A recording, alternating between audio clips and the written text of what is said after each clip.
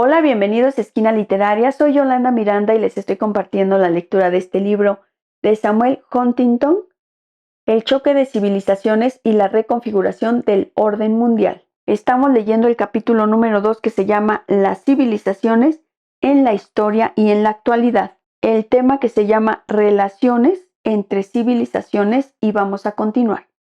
Influencia. El ascenso de Occidente. La cristiandad europea comenzó a surgir como civilización distinta en los siglos 8 y 9. Durante varios cientos de años, sin embargo, anduvo rezagada respecto a muchas otras civilizaciones en su grado de civilización.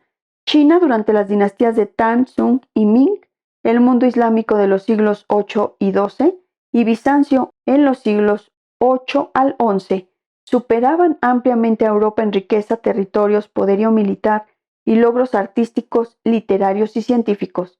Entre los siglos XI y XIII, la cultura europea comenzó a desarrollarse, favorecida por la ávida y sistemática apropiación de elementos idóneos procedentes de las civilizaciones superiores del Islam y Bizancio, junto con la adaptación de esta herencia a las especiales circunstancias e intereses de Occidente. Durante ese mismo periodo, Hungría, Polonia, Escandinavia y la costa báltica fueron convertidas al cristianismo occidental, al que siguieron al derecho romano y otros aspectos de la civilización occidental, y la frontera oriental de la civilización occidental quedó estabilizada donde permanecería desde entonces sin cambios significativos.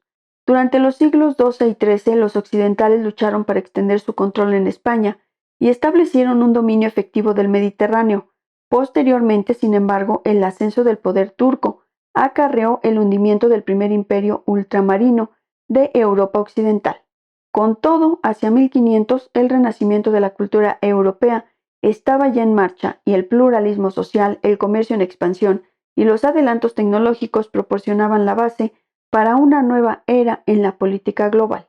Los encuentros en múltiples direcciones intermitentes o limitados entre civilizaciones dieron paso a la influencia sostenida, arrolladora y unidireccional de Occidente sobre todas las demás civilizaciones. Las postrimerías del siglo XV vieron el final de la reconquista de la península ibérica a los árabes y los inicios de la penetración portuguesa en Asia y de la penetración española en las Américas. Durante los 250 años siguientes, todo el hemisferio occidental y partes importantes de Asia estuvieron sometidas a la autoridad o dominación europeas. El final del siglo XVIII fue testigo de un retroceso del control europeo directo, cuando primero los Estados Unidos, luego Haití y después la mayor parte de Latinoamérica se rebelaron contra la autoridad europea y consiguieron la independencia. En la última parte del siglo XIX, sin embargo, un renovado imperialismo occidental extendió su autoridad sobre casi toda África, consolidó el control occidental en el subcontinente asiático y otros lugares de Asia. A principios del siglo XX había reducido prácticamente todo Oriente Próximo y Oriente Medio, salvo Turquía, al control occidental directo o indirecto.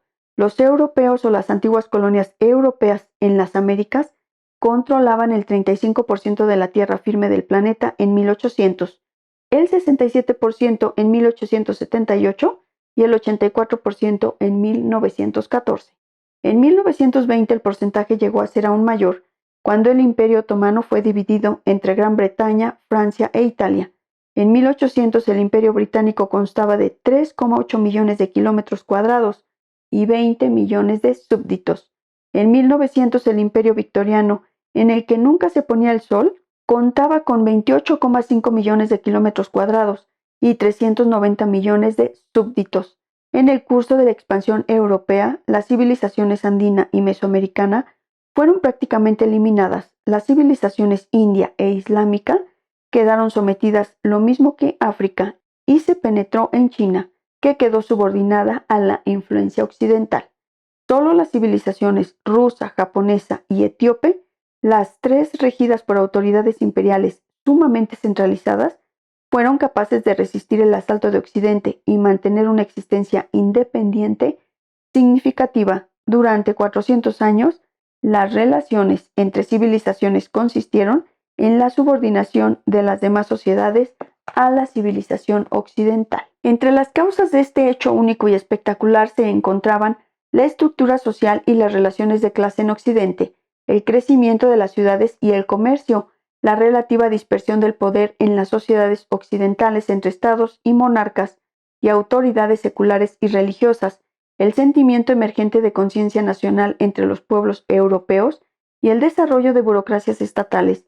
Sin embargo, la fuente inmediata de la expansión occidental fue tecnológica, la invención de los medios de navegación oceánica para llegar hasta pueblos distantes y el desarrollo del potencial militar para conquistarlos. En gran medida, como ha dicho Geoffrey Parker, el ascenso de Occidente dependió del ejercicio de la fuerza, del hecho de que el equilibrio militar entre los europeos y sus adversarios allende el mar se inclinaba siempre del lado de los primeros.